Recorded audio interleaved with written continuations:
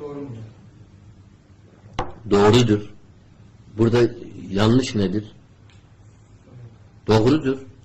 İslam'da Beytül Mal var. Zekatlardan toplanır. Bu para ganimetlerden toplanır. Bu kimin şeyindedir? Devletindir. Devletin de başında halife var. Bugün de İslam devleti kursa halifesi var. Onun da bugün de bakanı olur. Maliye Bakanı. Hazreti Ömer maaş değil. Şimdi biz bunu kavramıyoruz. Aslında güncel bir örnek vereyim size. Mesela nereye vereyim? Petrol ülkelerini vereyim. Petrol ülkelerini veririm size. Alalım. Arabistan alalım. Arabistan petrol ülkesidir. Kuveyt petrol ülkesidir. Irak petrol ülkesidir. Libya petrol ülkesidir. Ama bunların hepsi insanlar acından ölüyor. Petrol ülkesinde devletin malı o çıktı devletten kimin malıdır? Halkın malıdır. Ama bu halkın malı her şey keyfine göre alır. Hayır. Devlet onu dağıtır. Anlatabildim mi? Yani bugün de aslında bugün de devlet mecburdur eğer geliri var ise insanlara dağıtması lazım. Bugün de petrol ülkelerinde acından ölen insan çoktur. Özellikle Suud'da. Neden? Çünkü hakkıyla dağıtmıyorlar. Kendilerine milyon veriyorlar, halka binde bir vermiyorlar. Böyle damlayla kendilerine balilizleri vanayı açmışlar. Asıl da adaletli alacaksın. Bugün de Suud kralının maaşı olması lazım. Maaşı da heyet karar vermesi lazım. Sen bu kadar maaş alacaksın. Hazreti Ömer de maaş alıyordu. Bunu biliyor musunuz? Hazreti Ömer Beytülmal'dan maaş alıyordu. Ebu Bakır Sıddık da alıyordu. Yoksa nereden geçiniyordular? Kendilerini atmışlar, adamışlar halifelik görevine. Bunların çoluk çocuğu yok mu? Dilenciler mi? Hayır. Devlet buna Beytülmal'den, umum paradan bunlara maaş bağlar. Hazreti Ömer de devletten bazı sahabelere maaş bağlayabilir. Bazı sahabeler değil. Bütün halka verebilir. Parası olsaydı verirdir. Ama Hazreti Ömer'in parası olmadığı için bazı sahabeler hak etmişler. Ganimet malından onlara veriyorlar. Ama onun yanında fakir fukaraya Beytülmal'dan yani erzak veriyorlar, yani para veriyorlar. Arttıkça bak ganimet geliyor, bütün sahabeler topluyor, Hazreti Ömer o ganimeti eşit dağıtıyor. Bir günde petrol çıkan fışkırıyor balillerle, milyonlarla petrol balil basıyorlar, satıyorlar. Bermili 100 dolara kadar çıktı. O para faizdir. Faiz yani coşmuş.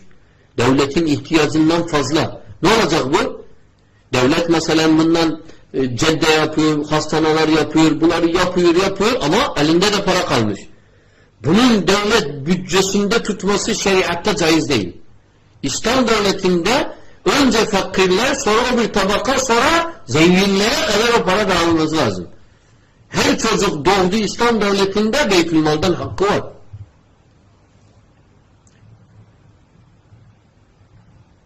Ama şu anda nedir?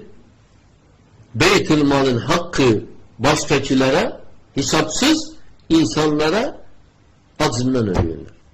Ama Körfez ülkesinde mesela Katar'dır, Kuveyt'tir, Arap Emirliği'dir, bunlar yapıyorlar. Hakkıyla yapmıyorlar, mecburlar yapmaya. Yapmasalar halklara ayaklanır. Bir de orduları da yoktur. Mecburlar halkları getirmeye ne yapıyorlar? Halka iyi maaş veriyorlar. Süstürüyorlar parayla. Ama zavallı halkla yapsa süsüyor. Halka bir veriyorlar, kendileri milyon alıyorlar. Adalet nerede? Adalet diye bir şey yok. Terazi yan yatmamış. Terazi bile yok. Ortada terazi de yok. Bir taraf ağır da terazi diye bir şey yoktu. Yani adam insafı bazen yanında taşır, kullanmaz. Bazıları evde gizler onu. Bunların insaf evlerinde bile yoktur. Anlatabildim? Ama Suud'da farklı. Suud'da böyle bir şey yoktur. Halk eziliyor. Libya'da Kazzafi mal'un zamanında ne vardır? İnsan azlarından ölürdüler. Kendisi de cırık atıyordu parayla. Gidip Afrika'ya her yerde kendisine alam alıyordu. Gösteriş yapıyordu ama halka acından ölmüştür. İşte dünya insana bırakılsa, insanın yasasına bırakılsa zulüm had safhada olur. Allah'ın yasasına bıraksa Hazreti Ömer İbni Abdülaziz, Ömer bin Hattab'ın torunu, zekat veriyorlar, fakir alıyorlar, bulamıyorlar. Beytülmal'da zekat kalıyor, mal kalıyor, erzak kalıyor, para kalıyor, bozuluyor bazen mal. Fakir yok. Adalet işte öyle. Adaletten bereket gelir. Örnek, hakiki adalet de Resulullah zamanında vardır. Ama para yokuydur, adalet var idir. İnsanlar neydir? Mutluydular. Parayla değil. Manevi mutluydular. Onun için Türkiye'de en güzel sevdiğim terimlerden birisi o döneme, nübüvvet dönemine ne diyorlar? Asr-ı saadet. Onun için bizim de sembolümüz nedir Eyüp?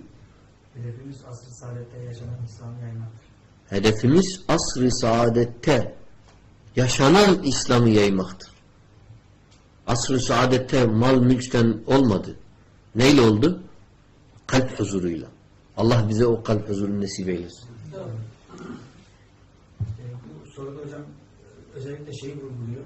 Diyor yani sahabelere verip sahabelerin dışındakilere vermedi. Yani böyle bir ayrım yaptığı doğru mudur? Yok, ayrım yapmadı. Hazreti Ömer ayrım yapmadı. Ama ne var? Bazı sahabelerin İslam'da hakkı var. İslam'ı ilk onların Resulullah bile onlara fazla hak tanıdı. Anlatabildim mi? Neden hakları var? Öncelikleri var. Hayatlarını İslam için koydular. Eşit değil aynen tutacaksın. Onun için Allah Teala diyor Fatih'ten öncesiyle Fatih'ten sonrası aynen değil. Mekke fethinden önceki Müslümanlardan Mekke fethinden sonrakiler aynen değil. Bakın bir de bir olay aktarayım size. Çok güzel bir olaydı. Hazreti Ömer tam zirvetinde, halifelik zirvetinde kapsında izin istiyorlar. Hazreti Ömer'le görüşecekler. İnsanlar durmuştur. Hazreti Ömer hepsiyle teker teker ayrı ayrı görüşüyor. Çünkü özel ihtiyaçlar. İmam Zehebi ve bütün siyer kitaplarında bu var. Diyor ki Hazreti Ömer'in kapısında fakir fukaralar durmuş. Muhacir ansarlar durmuşlar. Kureyş'in de sahabelerin de en büyükleri durmuştur. Hazreti Ömer'e kapısız geliyor diyor ki listede kimler var diyor. Hazreti Ömer soruyor. Diyor ki işte Suhayb var, Ammar var, Selman var. Bunlar nedir? Bunlar zamanında köleydiler, Müslüman oldular, efendi oldular. Ondan sonra Kureyş'in efendileri var. Abu Sufyan'dır, Suheyl ibn Amr'udur vesaire. Geliyor, Hazreti Ömer izin çıkıyor. Önce diyor Ammar gelsin, Selman gelsin, Suheyb gelsin.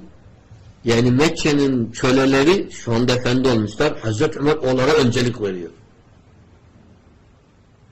Abu Sufyan yeni Müslüman olmuş. Hala tam böyle içinde yani oturmamış. Ne diyor? Vallahi diyor ki bugün en kötü günlerimizden birisidir.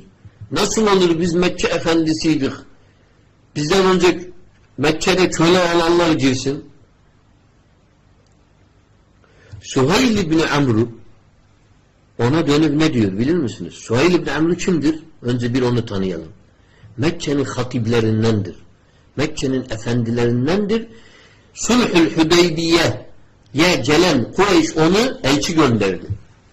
Resulullah onu görürken dedi biz kazandık. Bu adam her yüzlüdür dedi. Suheyl için dedi. Ve bil fiil Suheyl geldi Resulullah'a dedi Muhammed Resulullah'tan sil Muhammed'i dedi. Ben senin Resulullah olsam. Hatırlıyorsunuz. O şahıs Müslüman oldu sonradan. İki oğlu var idi. Çoğunu işkence verdi Mekke'de o. He? Gizledi, meşhurdur. Çoğu da şehit oldu elhamdülillah. Biri Yamame'de oldu, biri Şam'da oldu. Ne dedi Ömrü? Vallahi dedi ey Ebu Süfyan dedi. Dedi bu İslam sabıktendir. Bunlar bizden önce geçtiler İslamiyet'e. Bunlar giderken işkence yediler, Mekke'de sabrettiler. Bu mekaneti onuyla kazandılar. Biz ise mecbur kaldık. Fethi Mekke'den sonra olduk. İş işten çıktı. Eğer bunlara yetişmek istiyorsak ey Ebu Süfyan al işte sana Şam cephesi cihad var orada. Gideceksin cihada, hayatını koyacaksın. Onu bunların seviyesine yetişme inşallah arzu edeceksin. Onun için dedi ben gidiyorum dedi. Ebu Süfyan dedi ben de geliyorum. Allah onlardan razı olsun. Ve bilfi'l Ömrü Süheyl ibn Ömrü oğluyla kendisi Şam'da şehit düştüler. Ebu Süfyan radıyallahu anhu o da Yermuk Savaşı'nda oh geldi bir gözünü kaybetti, kör oldu. Maksat nedir? Maksat İslam'da sabık var. Onun için Hazreti Ömer onlara gösteriyordu. Resulullah da sallallahu aleyhi ve sellem önceki İslamlara ilgi gösteriyor. Onun için bazı sahabeye verir, bazına vermez. Onların hakkı var. Allah da o hakkı onlara tanımıştır. Evet. Cünüp olan kimseye yasak olan şeyler nelerdir?